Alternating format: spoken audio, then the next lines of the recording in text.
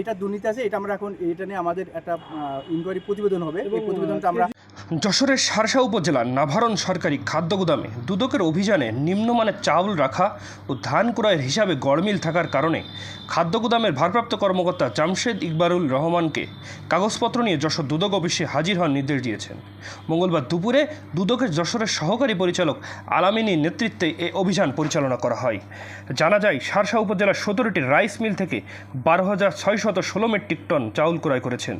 সেখান থেকে ভারপ্রাপ্ত কর্মকর্তা জামশেদ ইকবালুর রহমান প্রতি কেজি চাউল থেকে 16 পয়সা করে কমিশন নিয়েছেন ও ধান ক্রয় করেছেন 1056 মেট্রিক টন, সেখান থেকেও কমিশন খেয়েছেন তিনি। এ ধরনের অভিযোগের কারণেই দুদকের সদস্যরা ঝটিকা অভিযান পরিচালনা করেছেন। দুদক যশোরের সহকারী পরিচালক আলামিন সাংবাদিকদের বলেন, দুর্নীতি দমন কমিশন প্রধান কার্যালয় ঢাকার নির্দেশনায় দুদক শাখা যশোরের একটা টিম আমার নেতৃত্বে এখানে অভিযান পরিচালনা করা হয়।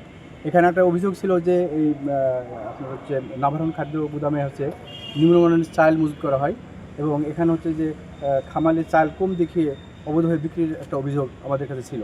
তো আমরা এখানে এসে এখানকার যে আপনার ভারপ্রাপ্ত কর্মকর্তা আছে জামশেদ ইকবালুর রহমান, তার সঙ্গে কথা বলেছি এবং এই অভিযোগ সংক্রান্তে আমরা বিভিন্ন কাগজপত্র সংগ্রহ করেছি এবং একই সাথে আমরা এখানে যে গোডাউনগুলো আছে গোডাউনে গিয়ে আমরা প্রত্যেকটা খামাল আমরা সরজমিনে পর্যবেক্ষণ করেছি এবং বিশেষ করে 4, 5, 6 নম্বর গোডাউনের খামালের ব্যাপারে অভিযোগ ছিল, যেখানে নিম্নমানের চাল মজুত করা হয়েছে।